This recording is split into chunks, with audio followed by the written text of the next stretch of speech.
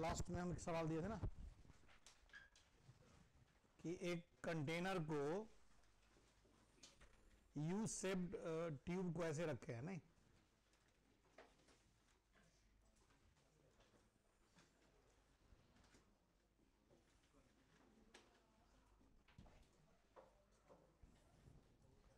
ऐसे रखे हैं एक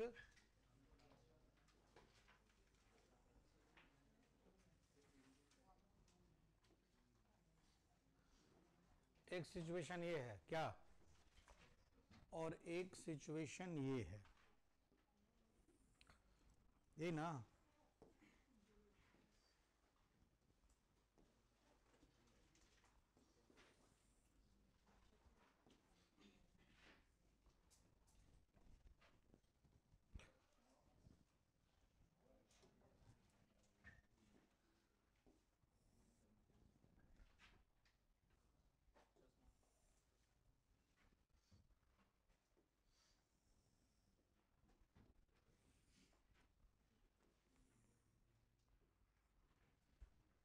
ये है क्वेश्चन है कि कितना मिनिमम एक्सेलरेशन हो, मैंने एक्सेलरेशन शायद दे रखा है, नहीं? एक्सेलरेशन यहां भी a is equal to g/5 है, और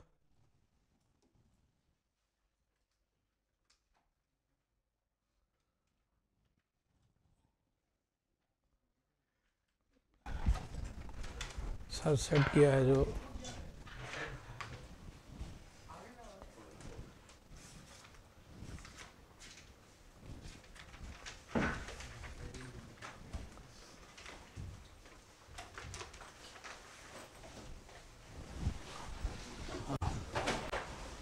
देखो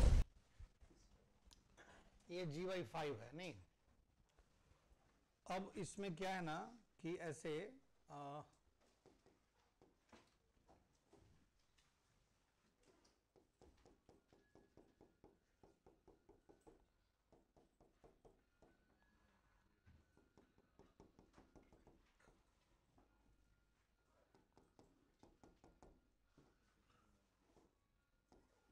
डेल्टा H,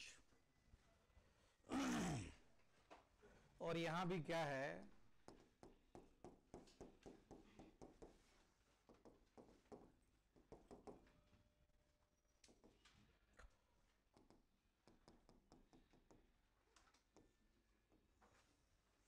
ये भी डेल्टा H है, नहीं?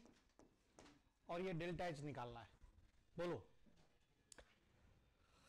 करेंगे क्या? जैसे फ्री सरफेस इसका यहां है और इसका यहां, इसको मिलाओ, फ्री सरफेस को मिला दिए। ये एंगल अगर थीटा है तो tan थीटा यहां पे कितना होगा? a/g होगा ना? तो फ्री सरफेस हमेशा इंक्लाइन रहेगा, इसीलिए डिफरेंस, हाइट का डिफरेंस हुआ। दोनों कॉलम में हाइट का डिफरेंस क्यों हुआ? क्योंकि फ्री सरफेस को जब ज्वाइन करेंगे तो क्या बन जाएगा? इंक्लाइन बन जाएगा। ये tan थीटा कितना होता है हॉरिजॉन्टल के लिए? यहां भी a इज इक्वल टू क्या था? g/5 है, सही है? कितना लिखेंगे इसको? यही tan थीटा हो जाएगा डेल्टा H अपॉन, ये दूरी दिया होगा सवाल में, नहीं दिए थे? अच्छा ये दूसरे तो नहीं दिए थे, मान लो कुछ तो लेना पड़ेगा ना इसको। 5 मीटर ये ले लो, तो इसके बिना कैसे निकलेगा? ये दूरी 5 मीटर है ऐसा सवाल में मान लो, सही है ना? तो a कितना हो गया? g/5, a के जगह पे g/5 अपॉन g, सही है? और ये कितना आ जाएगा? ये डेल्टा H अपॉन 5, ये 5 से 5 कट गया, g से g कट गया, डेल्टा H कितना आ गया यहां पे? 1 मीटर, नहीं आ गया? इस केस में डेल्टा H 1 मीटर आ गया। यहां पे आइए, यहां पे उसी तरह tan थीटा, इन दोनों फ्री सरफेस को ज्वाइन करो, ये फिर थीटा लेंगे इसको, यहां पे tan थीटा कितना? g साइन, इसको अल्फा माने थे ना? अल्फा दिया था क्या?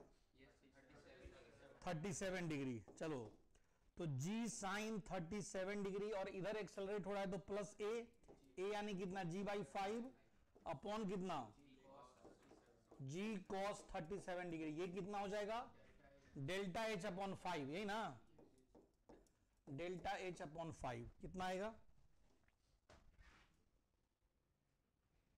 बोलो, जी साइन 37, ये भी आ गया 3g/5, बोलो ना 3g/5 और ये g/5 तो 4g/5 और नीचे भी 4g/5 कट के 1 आ गया, तो यहां पर डेल्टा एच कितना आ गया 5 मीटर, इस केस में 1 मीटर और इस केस में 5 मीटर। लिखिए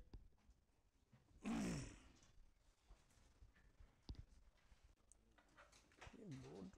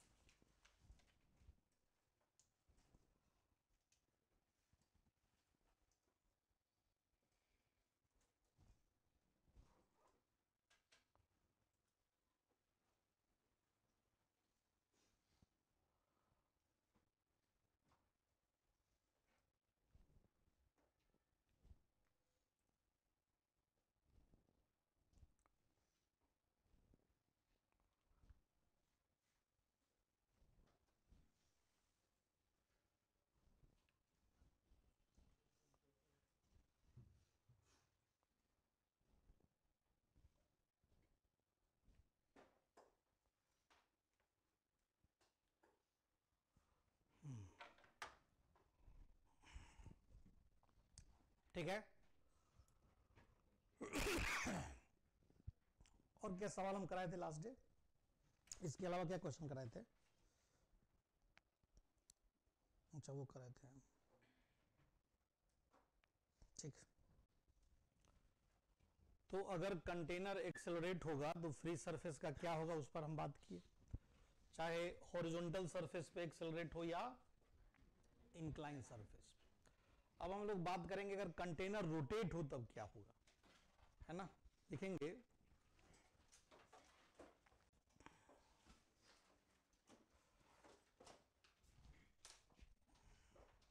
मिटा दें इसको, आगे देखो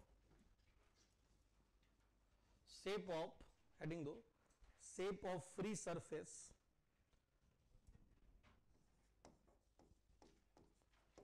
shape of free surface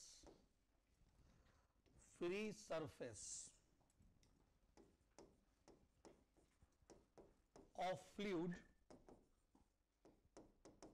in rotating container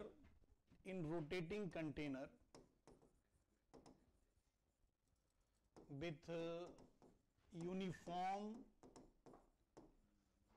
angular speed, uniform angular speed से कोई कंटेनर अगर रोटेट कर रहा है तो उसका शेप क्या होगा, है ना। तो ये तो आप लोग जरूर अनुभव किए होंगे कि कोई कंटेनर है, इस कंटेनर में लिक्विड भरा हुआ है, कोई भी फ्लूइड लिक्विड भरा हुआ है, और अगर ये रोटेट करेगा तो लिक्विड का सरफेस कुछ ऐसा हो जाता है, होता है ऐसा।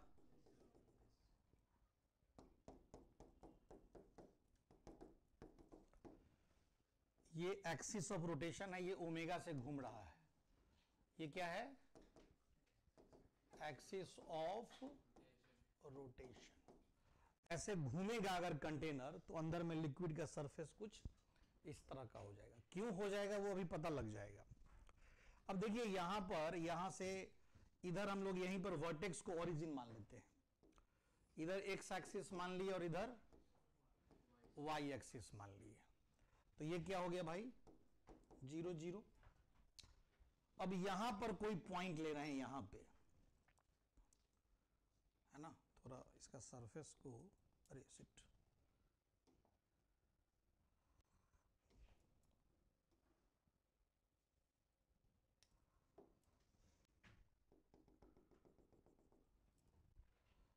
यहां पर कोई पॉइंट ले लिए पी एक्स कॉमा वाई, यानी ये वाला दूरी क्या हुआ, एक्स हो गया। तो जब ये रोटेट करेगा तो ये वाला जो पॉइंट है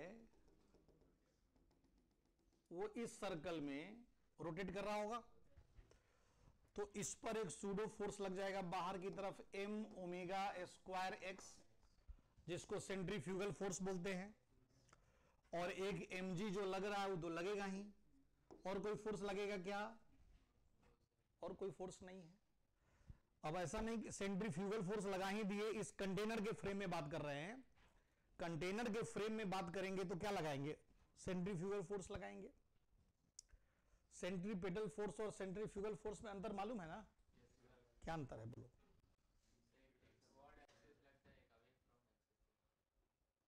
तो हम तो टुवार्ड्स नहीं लगाए, नहीं तो टुवार्ड्स लगता है, एक तो टुवार्ड्स क्यों नहीं लगाए, ये बात हुआ। एक्चुअली दोनों एक ही फोर्स है, सेंट्रीपेटल सेंट्रीफ्यूगल एक ही फोर्स है, डिपेंड करता है कि आप किस फ्रेम में देख रहे हैं। रोटेटिंग कंटेनर के फ्रेम में या रोटेटिंग फ्रेम में देखेंगे तो वही सेंटर से अबे दिखाई देगा, सेंट्रीफ्यूगल दिखाई देगा, क्योंकि सेंट्रीफ्यूगल सूडो फोर्स है। और अगर ग्राउंड फ्रेम में देखेंगे यानी इनर्शियल फ्रेम में देखेंगे तो सेंट्रीपेटल दिखाई देगा। समझ गए ना, है एक ही, ये नहीं कि दोनों लगाने लग जाना। अगर आप सेंट्रीफ्यूगल लगा के सवाल बना रहे हैं तो केवल सेंट्रीफ्यूगल लगाएंगे, सेंट्रीपेटल लगा के सवाल कर रहे हैं तो सेंट्रीपेटल लगाएंगे, क्योंकि जब इनर्शियल फ्रेम में हम बात करते हैं तो वो सेंट्रीपेटल है। और नॉन इनर्शियल भी कौन सा, नॉन इनर्शियल कौन सा फ्रेम, जो रोटेट कर रहा है, उसी को अगर फ्रेम मान लेंगे तब हमको सेंट्रीफ्यूगल दिखेगा। अबे कार में हम बैठे हैं और कार अचानक ऐसे घूम गया, हम ऐसे हो जाते हैं कि नहीं, तो कार के फ्रेम में हम अपने आप को महसूस कर रहे हैं ना, हम कार के अंदर बैठे हुए हैं, तो कार घूमा तो कार कैसा फ्रेम हुआ, नॉन इनर्शियल। तो कार के फ्रेम में हम कैसा फोर्स महसूस किए, बाहर की तरफ, सेंट्रीफ्यूगल। समझ गया ना, तो सेंट्रीफ्यूगल और ये mg। अब यहां पर हम क्या करते हैं कि एक टेंजेंट ड्रॉ करते हैं इस सरफेस पे, इस सरफेस पे क्या किए, एक टेंजेंट ड्रॉ कर दिए। ये एंगल अगर थीटा है तो tan थीटा बराबर, ये पूरा का पूरा सरफेस को थोड़ा और ऐसा बनाओ कि लगे कि सरफेस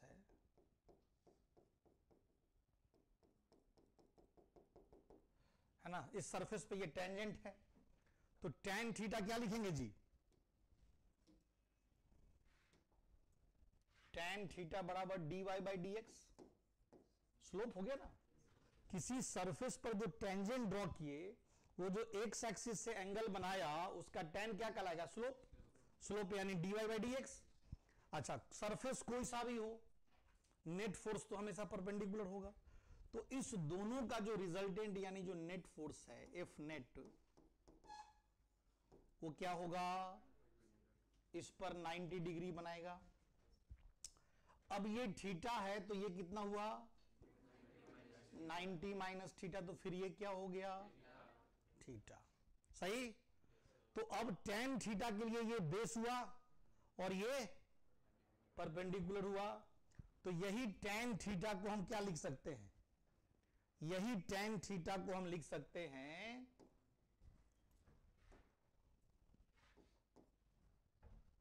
परपेंडिकुलर बाई बेस, यानी m omega square x by mg।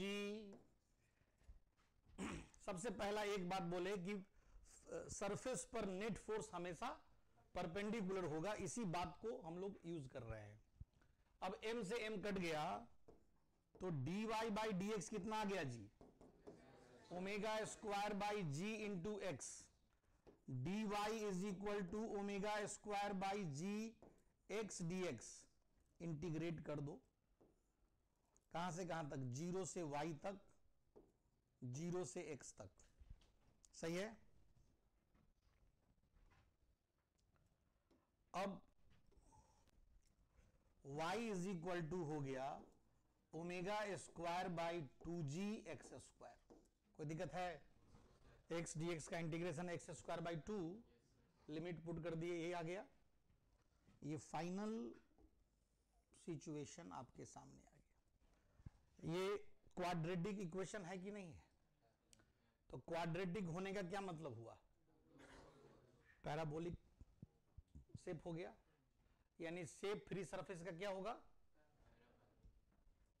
ठीक है ना? So the shape of free surface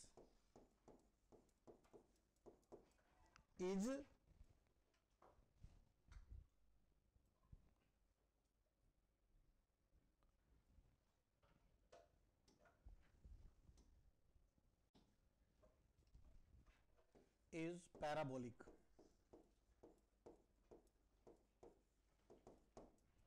लिखो, shape of free surface is parabolic.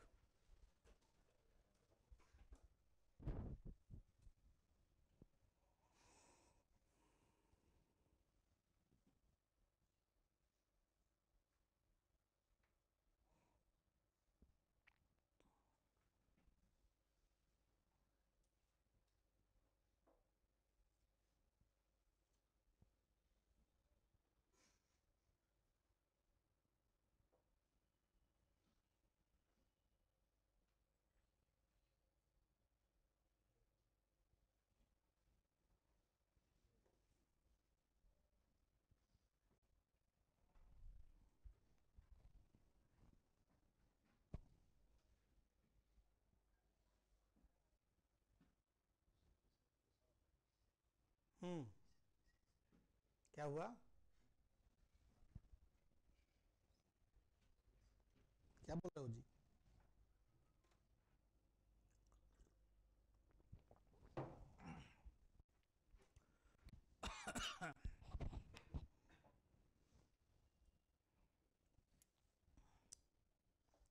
Parabolic है।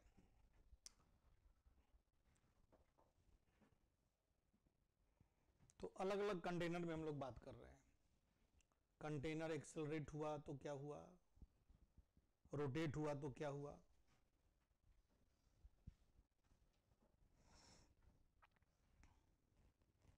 इसको बंद करो ना, काहे फाड़ने पे लगे हुए हो? उसको बंद कर दो, अच्छे से रखो। कोई चीज भी है तो 2 दिन ही टिकेगा वैसे। इसको फाइल में रखो एक,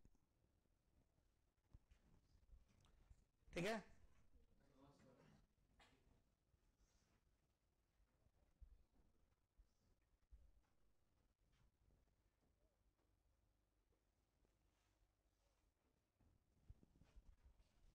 ये टेंजेंट है। ये क्या है? Tangent on free surface. Tangent on free surface.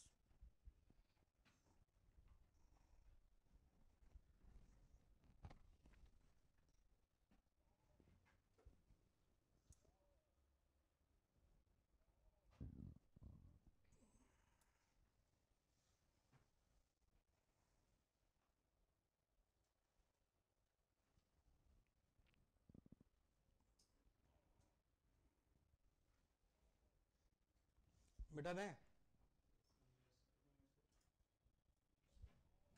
जल्दी करो।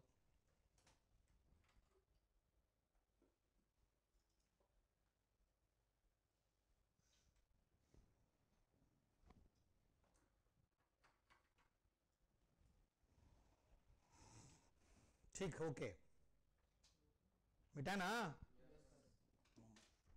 अब देखो क्वेश्चन एक।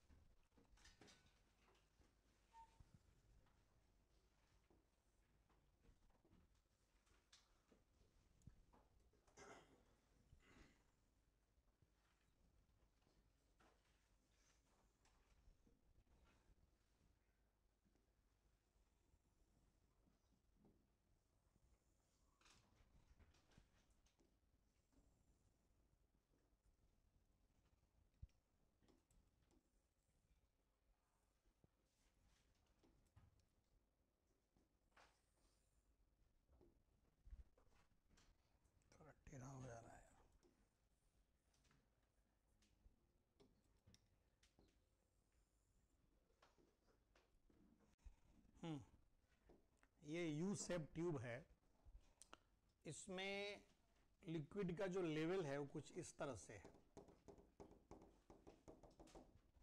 और इसमें यहां तक है, और ये अपना एक्सिस ऑफ रोटेशन है। ये क्या है? Axis of rotation.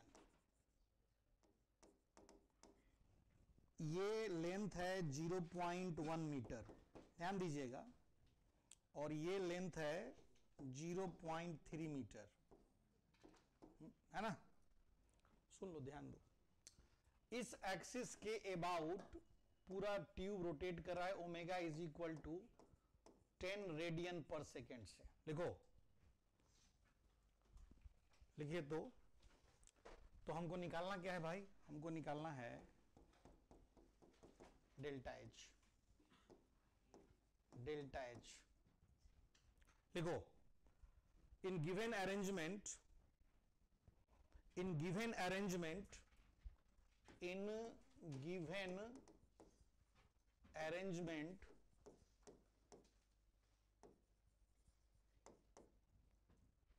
U-shaped tube is rotating with uniform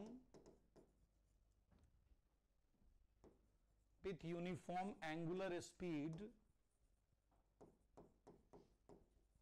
omega is equal to 10 radian per second, about given axis, है ना?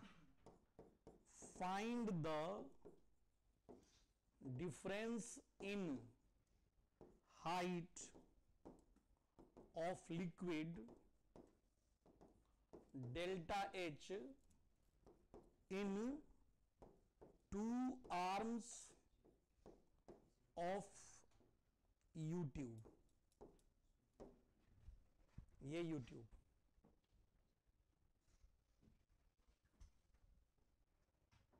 difference in height of liquid delta H in two arms of U tube.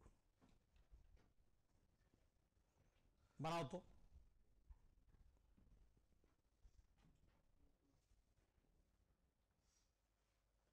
ये U tube का मतलब U shape का tube.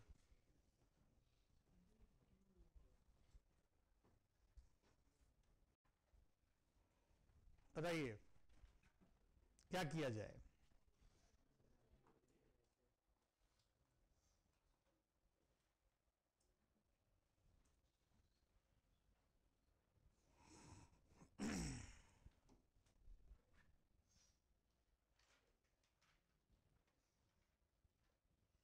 दिख रहा है यार?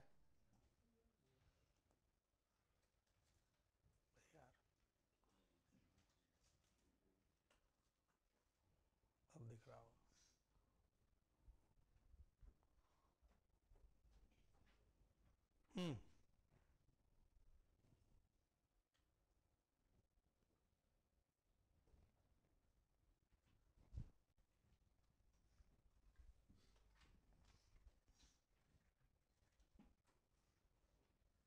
रोटेटिंग कंटेनर से कंपेयर करो इसको। वहां पर हम लोग वर्टेक्स कहां माने थे? अरे वर्टेक्स कहां माने? एक्सिस पर ही ना। तो एक्सिस पे बॉटम यही मन मानोगे ना। अब ये मत सोचना कि यहां माने कि यहां माने। ये विड्थ बहुत नेग्लिजिबल है, बहुत पतला सा ट्यूब है, एकदम पतला ट्यूब है। अब हम बनाने में इतना लग रहा है कि इतना चौड़ा है, बट है बहुत बहुत पतला है ना? ये थिकनेस नेग्लिजिबल है इस ट्यूब का, समझ रहे हैं ना? तो इस हाइट को हम लोग, ये वाला जो हाइट है इसको क्या करेंगे? नेग्लेक्ट करेंगे। अब सोचिए, तो यहां वर्टेक्स मान लेना ये। अब यहां पर पैराबोला कैसा बनाएंगे सो देखना। जब फ्री सरफेस को ज्वाइन करोगे तो अपने आप पैराबोला बन जाएगा। जहां भी फ्री सरफेस दिख रहा है उसको ज्वाइन करेंगे तो क्या बन जाएगा? तो बन गया पैराबोला। क्या चलिए यहां का कोऑर्डिनेट आप बता दीजिए क्या है। x 0.1 और y कितना, y को कुछ मान लो, नहीं दिया हुआ क्या दिक्कत है, y1 मान लेते हैं, सही है ना। यहां पर y को y2 मान लेते हैं, कोई दिक्कत है। अब क्या हुआ सो देखिए, इधर हम लिख रहे हैं y1 बराबर omega square by 2g into x के जगह पे 0.1 का होल स्क्वायर, यही तो है। जब y1 हाइट पे गए तो x कितना है, 0.1 है। ये फॉर्मूला है कि नहीं है पैराबोला के लिए हमारे पास, लगा दिए। अब y2 हाइट पे गए तो x कितना है, यानी y2 is equal to omega square by 2g 0.3 का स्क्वायर। निकालना क्या है भाई, डेल्टा एच, यानी डेल्टा एच बराबर क्या, y2 माइनस y1, नहीं, यानी डेल्टा एच बराबर ओमेगा स्क्वायर बाई 2g 0.3 का स्क्वायर माइनस 0.1 का स्क्वायर। बोलो यही ना हुआ, 0.09 माइनस 0.01, ये आ गया। ओमेगा कितना है 10, तो 10 का स्क्वायर 100 बाई 20 इंटू 0.08, एक जीरो कैंसिल हो गया, 0.8 बाई 2 यानी 0.4 मीटर आया कि नहीं आया, है ना। क्या ये मुश्किल सवाल है, आप अगर कॉन्सेप्ट जानेंगे तो कुछ मुश्किल नहीं है। कोई यू शेप ट्यूब रोटेट कर रहा है और उसके दोनों आर्म्स में लिक्विड का डिफरेंस क्या होगा बताओ, बता दिए, लिखिए।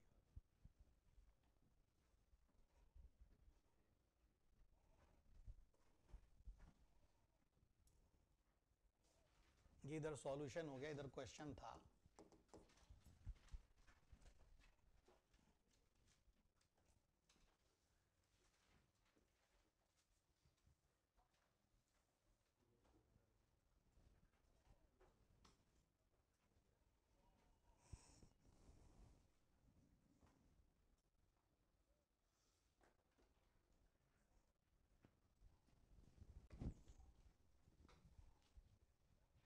ठीक है, तो अभी तक हम लोग लिक्विड के प्रोफाइल के बारे में बात किए कि लिक्विड का फ्री सरफेस कब कैसा होगा, इस पर हम लोग बात किए। इसके बाद हम लोग बात करेंगे प्रेशर का, प्रेशर ऑफ फ्लूइड। हेडिंग दो, या ऐसे लिखो, pressure inside fluid.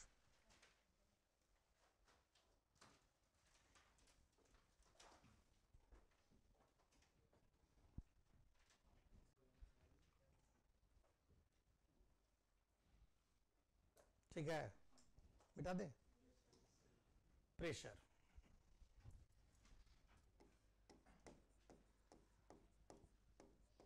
Pressure inside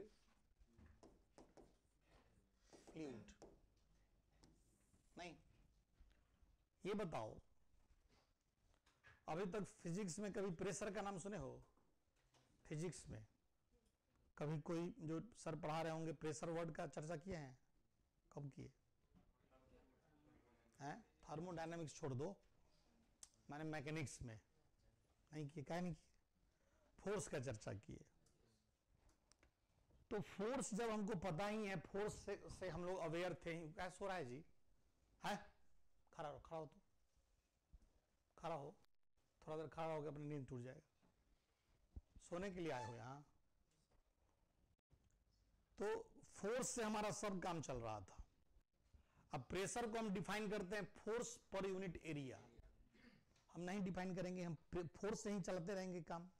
अरे प्रेशर का भी मतलब क्या है? फोर्स के ही टर्म्स में प्रेशर निकालते हैं, तो सारा काम फोर्स से हो रहा है। फिर ये प्रेशर निकालने का क्या जरूरत है? क्यों प्रेशर निकाल रहे हैं? ज्यादातर केमिस्ट्री में तुम प्रेशर का यूज सुने हो गैस के लिए, लिक्विड के लिए, नहीं।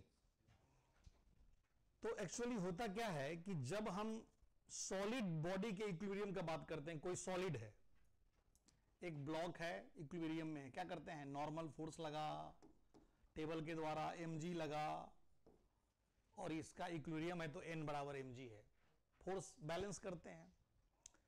तो किसी सॉलिड का इक्विलिब्रियम या सॉलिड का डायनामिक्स एनालिसिस करना हो तो हम फोर्स निकालते हैं।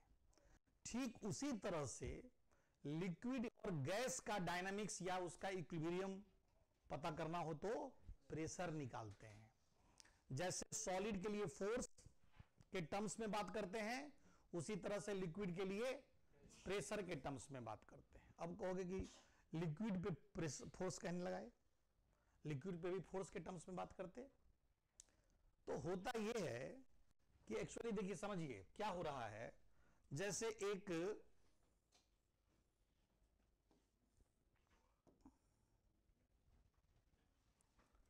ये एक टेबल पे एक ब्लॉक रखा हुआ है, समझना बात को, ठीक है ना। टेबल पे एक ब्लॉक रखा हुआ है, लेकिन असली में अगर हम देखें एकदम माइक्रोस्कोपिक तरीके से, तो ये तो मैक्रोस्कोपिक व्यू हुआ, मैक्रोस्कोपिक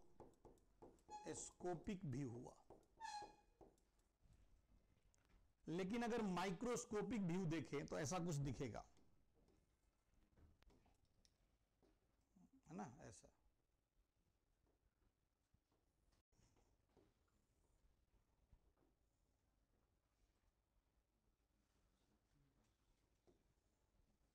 ऐसा रहता है नहीं। अब अगर हम पूछे कि दोनों सरफेस का कांटेक्ट कहां कहां हुआ है, तो कांटेक्ट यहां हुआ है, यहां हुआ है, या यहां हुआ है, माने बहुत फ्यू पॉइंट्स पे कांटेक्ट है, बाकी बीच में कहीं कोई कांटेक्ट नहीं है। तो अगर हम यहां प्रेशर निकालना चाहें तो प्रेशर होता है फोर्स पर यूनिट एरिया, जहां पर फोर्स जो है यूनिफॉर्मली सरफेस पे लग रहा होगा। अगर यही फोर्स, जैसे ऐसे देखो, एक सरफेस है, हर जगह फोर्स अगर यूनिफॉर्मली लगे, हर एक जगह पे, देख रहे हो ना, F फोर्स लग रहा है, इसका एरिया A है,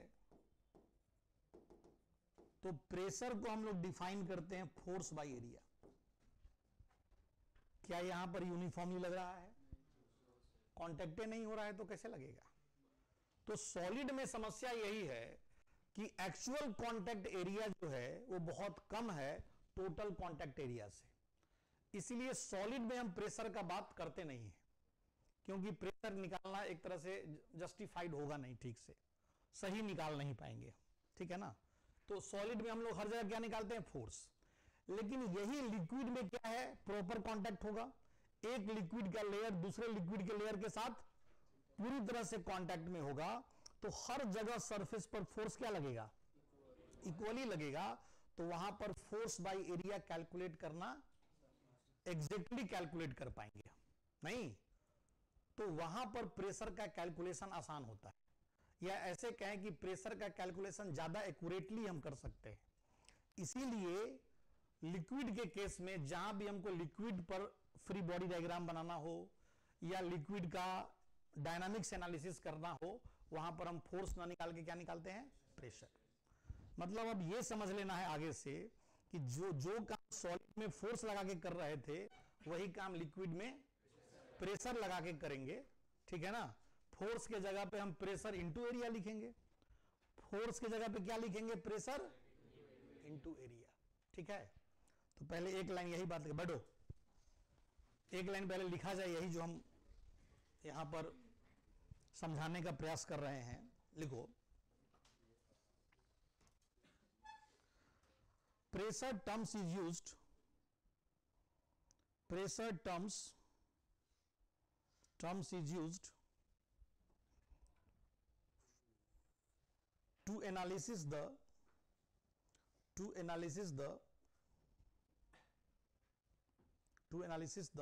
equilibrium or dynamics of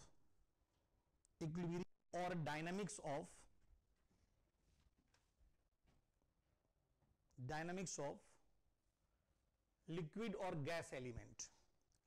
or gas element, gas element, ठीक है, gas element.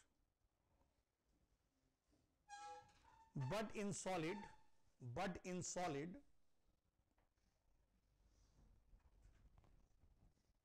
but in solid force, but in solid force is defined to analysis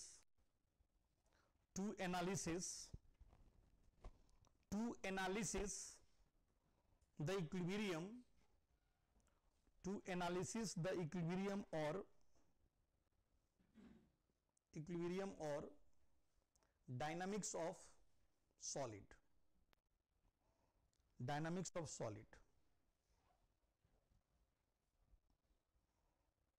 ठीक है, dynamic solid.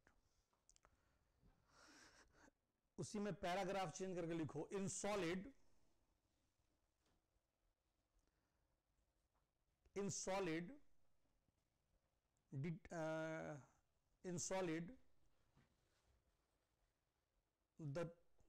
the surface in the actual surface in contact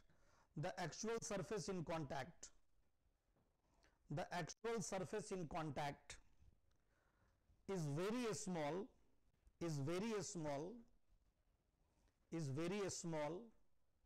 as compared to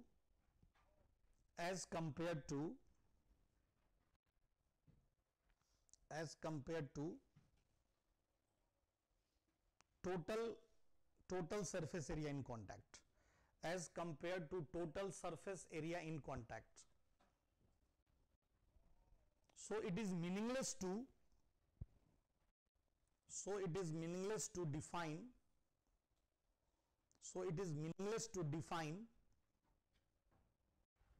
pressure. It is meaningless to define pressure between solid surfaces, at solid surfaces, ठीक है ना, at solid surface by the other solid, माने एक solid surface पर दूसरे solid के कारण pressure निकालना क्या है, एक तरह से मीनिंगलेस है ना। अब नीचे लिखो, pressure is defined as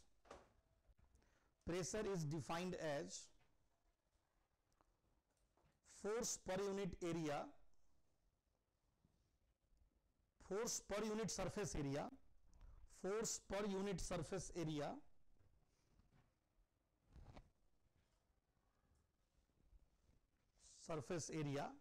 है ना, per unit surface area where force is perpendicular to surface, and acts uniformly everywhere, and acts uniformly everywhere,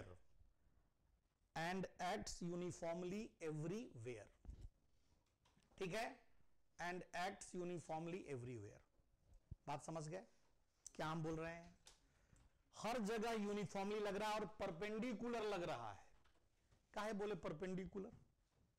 अब सोचो तुम इस बात को, ये हमारा हाथ का ये सरफेस ले लिए, इस पर अगर हम ऐसे फोर्स लगाएंगे तो क्या कोई प्रेशर आएगा?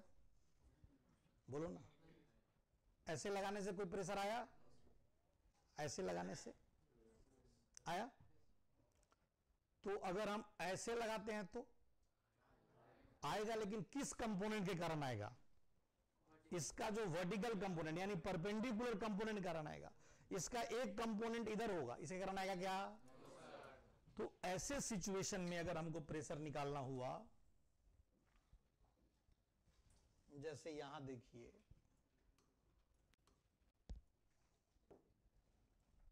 जैसे मान लो एक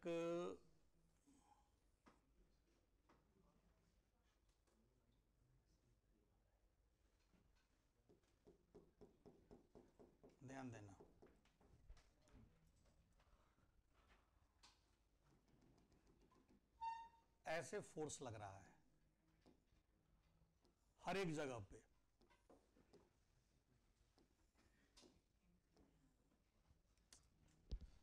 बाहर हो गया।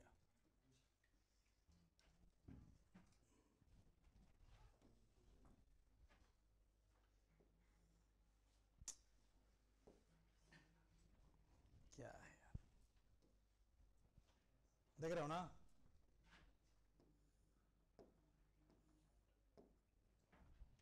बोलो अब। और ये एंगल जो है थीटा है, तो यहां पर प्रेशर क्या होगा? एफ कॉस थीटा अपॉन ए, है ना? यानी प्रेशर निकालने का फॉर्मूला वो फोर्स का परपेंडिकुलर कंपोनेंट बाई एरिया। यही ना वो फाइनल, लिख लीजिए।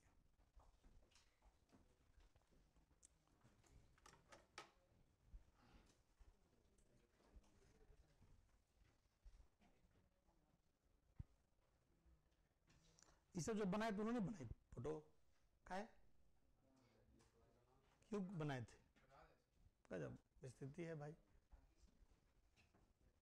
सब कहानी लिखा दी है अंदर, एक एक बात जो भी यहां बनाए हैं सब लिखाए हैं, तो इसको भी लिखो।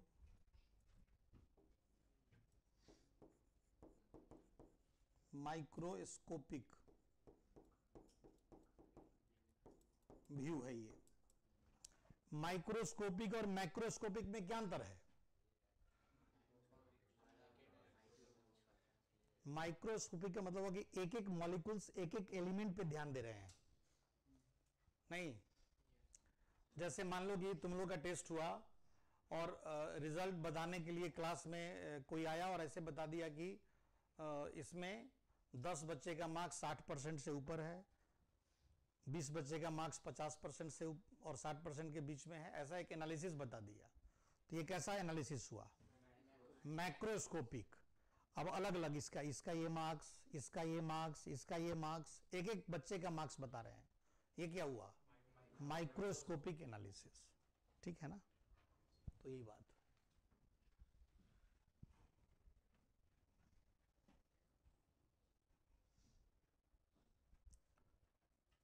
ठीक है जी।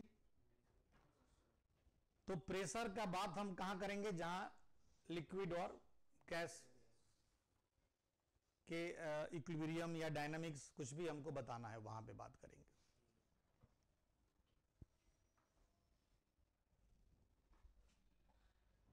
कोई भी चीज निकाल रहे हैं तो उसका कोई ना कोई सिग्निफिकेंस, ऐसे नहीं किसी के मन में आया अच्छा फोर्स निकाल ही दिए हैं तो ऐसा करते हैं कि फोर्स में एरिया से भाग देकर एक नया टर्म निकाल देते हैं प्रेशर, और ज्यादा फिजिकल क्वांटिटी धरती पे आ जाएगा। ऐसा किसी का कोई ध्येय नहीं था, सबका कोई ना कोई उपयोग है, इसीलिए प्रेशर को डिफाइन किया गया।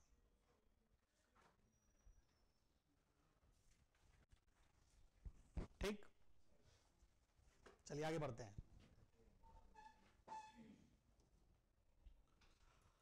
अब हम लोग बात करेंगे प्रेशर वेरिएशन का। समय भी देखना है यार। Pressure variation inside fluid.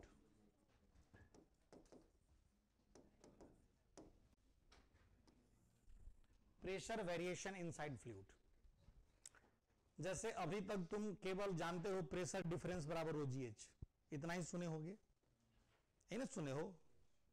लेकिन अब हम फिजिक्स में इसी बात को पढ़ेंगे। तो चूंकि हम कंटेनर को एक्सेलरेट भी कर देते हैं, कंटेनर को रोटेट भी कर देते हैं, तो प्रेशर डिफरेंस उस पर भी डिपेंड कर जाएगा, तो उसका क्या असर पड़ेगा।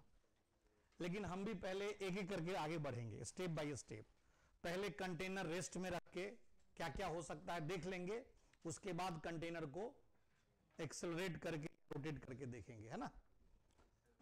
तो हम लिख रहे हैं case first. If container is at rest और मूव्स यूनिफॉर्मली,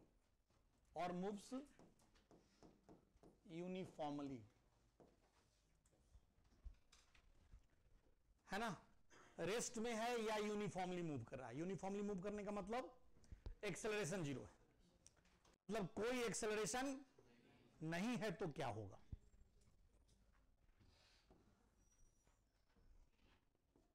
जैसे ही पता चला कि एक्सेलरेशन नहीं है,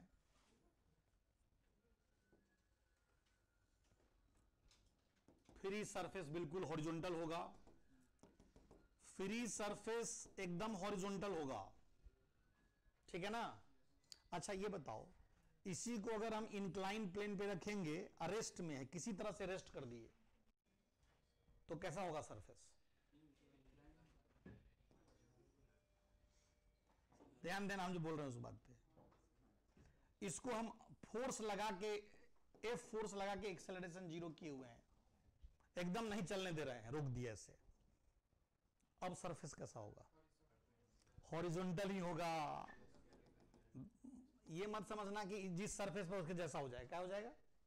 जिस सरफेस पर है उसके जैसा हुआ था। सवाल किए हैं कब? जब सरफेस पर फ्रीली गिर रहा है जी साइन थीटा से, तब हुआ था। भाई ऐसे भी रख देंगे तो इस पर नेट फोर्स तो एमजीए लग रहा है ना। नेट फोर्स क्या है? और एमजी किधर है? वर्टिकल है, तो सरफेस तो हॉरिजॉन्टल होगा। तो अगर एक्सेलरेशन जीरो है तो सरफेस हमेशा कैसा है? हॉरिजॉन्टल है।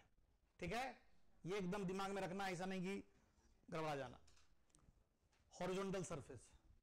अब हम लोग क्या कर रहे हैं, सरफेस के एलोंग एक्स एक्सिस मान लिए, देखो ठीक, और सरफेस के परपेंडिकुलर वाई एक्सिस मान लिए यहां पे, ठीक। और अब तुम देखो, एक एलिमेंट ले लेते हैं यहां पर, छोटा सा एक एलिमेंट ले लिए, लिक्विड के अंदर एक एलिमेंट ले लिए। इस एलिमेंट का थिकनेस जो है, इस एलिमेंट का थिकनेस है dy। क्या थिकनेस है? अब इस पर जो जो फोर्स लग रहा है दिखा दो। मान लो ये यहां से y1 हाइट इसका लिए हैं, मान ये हाइट y है, और यहां से यहां जाने में हाइट कितना से चेंज हुआ? dy से। तो मान लो यहां का प्रेशर P है, तो यहां पर फोर्स क्या लगेगा? P इंटू ए। अरे लगाना तो फोर्स से है, लेकिन वो फोर्स हम प्रेशर के टर्म्स में लगा रहे हैं, तो P इंटू ए फोर्स हुआ। अच्छा, प्रेशर हमेशा धक्का देगा। ऐसा तुम सोच सकते हो कि प्रेशर खींच लेगा किसी को पकड़ के? प्रेशर के कारण क्या होगा? धक्का, या खींच सकता है क्या प्रेशर? प्रेशर कभी खींचता नहीं है, हमेशा धक्का देता है ना। तो इस ये जो एलिमेंट लिए, इसके नीचे जो लिक्विड है वो इसके ऊपर प्रेशर ऊपर की तरफ लगा रहा होगा, और इस एलिमेंट के ऊपर का जो लिक्विड है वो किधर प्रेशर लगाएगा? कितना? फिर P का है, हाइट में चेंज हुआ तो हम प्रेशर में भी चेंज कर देते हैं, P प्लस dP कर दिए। मान लो dP का चेंज हुआ प्रेशर में, अरे हाइट में dy का चेंज हुआ, हाइट में y से y प्लस dy हुआ ना, तो प्रेशर भी P से P प्लस, हो सकता है जीरो हो जाए, हम तो मान लेंगे ना कि चेंज कुछ मान लिए। तो P प्लस dP इंटू ए। और कोई फोर्स छूट रहा है क्या? इस एलिमेंट का फ्री बॉडी डायग्राम बना रहे हैं, कोई फोर्स छूट रहा है? बोलो। अरे mg नहीं छूट रहा है, एक फोर्स dm इंटू जी, इसका मास dm ले लिए तो dm इंटू जी। बोलो। अब अगर हम लोग यहां बात करें dmg plus p plus dp into A, ये दोनों एक तरफ है, अब P इंटू ए दूसरी तरफ है, नहीं, mg P प्लस dP ए एक तरफ और P ए दूसरी तरफ, बैलेंस कर रहा होगा तभी ना ये बैलेंस है। कंटेनर रेस्ट में है तो उसके अंदर का लिक्विड भी रेस्ट में है, तो कोई भी एलिमेंट लिक्विड के अंदर लेंगे वो हमेशा रेस्ट में रहेगा, तो फोर्स को बैलेंस कर दिए। फोर्स को बैलेंस किए तो P ए से ये P ए कट गया, बच क्या गया? dm इंटू जी बराबर माइनस dpa। बोलो, इधर लिख रहे हैं dm कितना? Density into area into dy। dm यानी मास, स्मॉल एलिमेंट का मास, मास कैसे निकालेंगे? Density into volume. तो डेंसिटी इंटू वॉल्यूम, वॉल्यूम कैसे निकालेंगे? इसका एरिया इंटू थिकनेस। जैसे ये जो एलिमेंट काटा, इसका एरिया क्या है? ए है एरिया, और ये dy है, तो वॉल्यूम क्या हुआ जी? एरिया इंटू थिकनेस या एरिया इंटू लेंथ, सिलेंडर जैसा सोचो ना। तो ए dy हो गया, into g is equal to कितना? Minus d p, d p into A से ए कट गया, तो डीपी बाई dy क्या आया? माइनस रो इंटू जी। क्या आया? यानी प्रेशर का डिफरेंशिएशन निगेटिव आया। डिफरेंशिएशन निगेटिव कब आता है? जब फंक्शन डिक्रीजिंग होता है। तो प्रेशर का डिफरेंशिएशन निगेटिव आने का मतलब हुआ कि हाइट बढ़ने के साथ साथ प्रेशर घटेगा, तभी तो निगेटिव आया। हाइट बढ़ने से प्रेशर, यानी हम कंटेनर में बॉटम से टॉप की तरफ जाएंगे तो प्रेशर घटेगा। ये तो हमको पता ही है कि नीचे का प्रेशर ज्यादा है, ऊपर का प्रेशर कम है।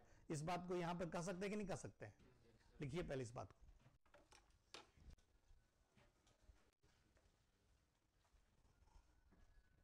ये सबसे सिंपल केस हम लोग कर रहे हैं।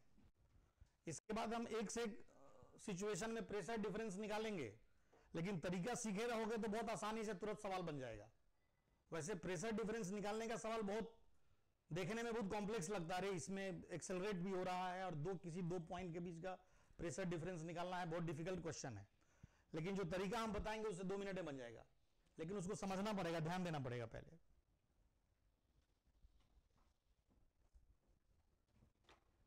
अब हम एक्स एक्सिस को कंटेनर के बेस के लॉन्ग माने। तो जब भी तुम कोई सवाल बनाओ, बेस के लॉन्ग हमेशा क्या मान लो? एक्स एक्सिस, और वाल के लॉन्ग क्या मान लो? Y axis. ऐसे ही मान के चलिएगा तो आप फॉर्मूला लगाने में आसान होगा। ठीक है, आगे बढ़े। अब देखिए दूसरा प्रेशर का वेरिएशन अगर हम लोग यहां पर निकालें,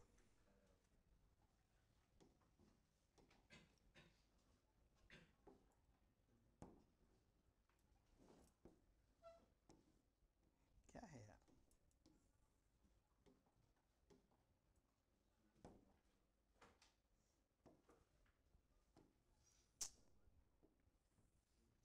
छोड़ो, ठीक है ना। ये अब इसके अंदर मान लो, और हम लोग इस तरह से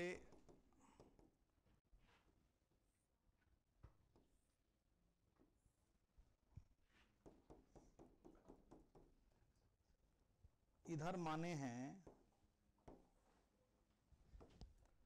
इधर हम लोग एक्स एक्सिस लिए हैं और इधर वाई एक्सिस लिए, ठीक है ना। अब हम लोग एक बार ऐसे एलिमेंट लेते हैं, इसके लॉन्ग वाई के लॉन्ग किए, अब एक्स के लॉन्ग एलिमेंट ले रहे हैं, ध्यान देना। एक एलिमेंट हम लोग एक्स के लॉन्ग ऐसे ले लिए, एक्स दूरी पर, उसमें एक लाइन और लिख लो, छूट रहा है। Negative sign shows that, last में इसको बनाने से पहले, negative sign shows that, negative sign shows that, shows that pressure decreases with height from bottom to top. Pressure decreases with height from bottom to top. Height कहां से लेना है? Bottom से टॉप की तरफ हाइट ले रहे हैं, है ना।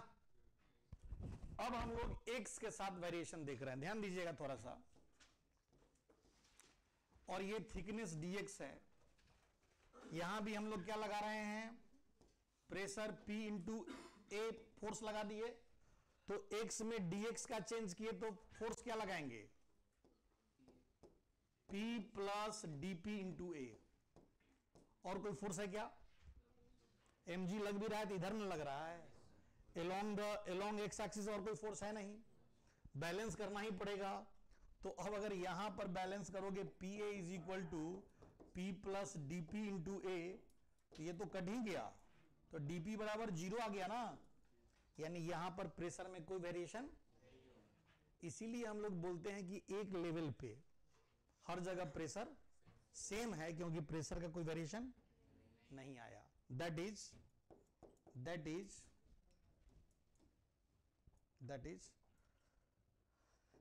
Pressure at same level of liquid are same if container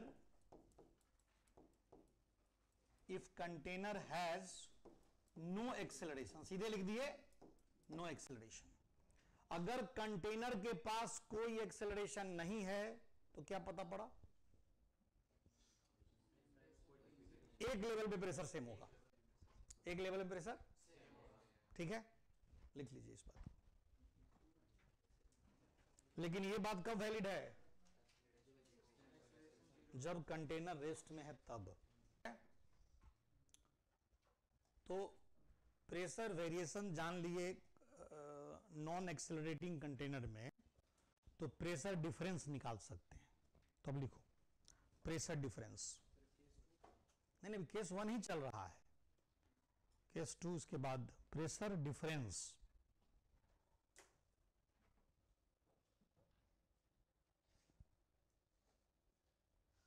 pressure difference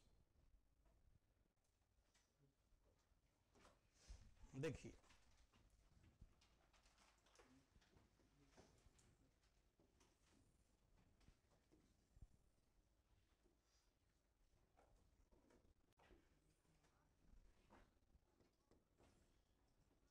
ये y एक्सिस था और ये x एक्सिस है, और यहां पर लिक्विड भरा हुआ है। दो पॉइंट ले लिए, यहां पर एक पॉइंट लिए A और यहां पर एक पॉइंट लिए B। इसका हाइट है YA और इसका हाइट है YB। सुनो, ठीक है ना, चूंकि dp अपॉन dy फॉर्मूला है माइनस रो जी, कोई दिक्कत है, तो dp is equal to minus rho g dy। Integrate करो इसको, कहां से कहां तक, a से b तक, यानी प्रेशर एट a से प्रेशर एट b तक, ya से yb तक, यानी pb माइनस pa कितना आ गया, माइनस रो जी YB माइनस YA। आया कि नहीं? अगर ये दोनों के बीच का हाइट का डिफरेंस डेल्टा Y है, यानी YB माइनस YA बराबर YB minus YA delta Y है, तो PB माइनस PA कितना आ गया, माइनस रो जी डेल्टा Y। यही ना पढ़ते हो, प्रेशर डिफरेंस बराबर रो जी H, जहां H हाइट का डिफरेंस है। लेकिन यह निगेटिव इसलिए है कि हम B में से A को घटाए हैं, B कम है ना, A ज्यादा है, तो लो भाई PA माइनस PB कर देते हैं, तो PA माइनस PB क्या हो जाएगा, रो जी डेल्टा Y। तो ये तो सबसे साधारण फॉर्मूला है, आप केमिस्ट्री में भी यूज करते आ रहे हैं, प्रेशर डिफरेंस बराबर रो जी H। लेकिन ये तभी तक जब तक कंटेनर रेस्ट में है। लिख लो पहले इतना।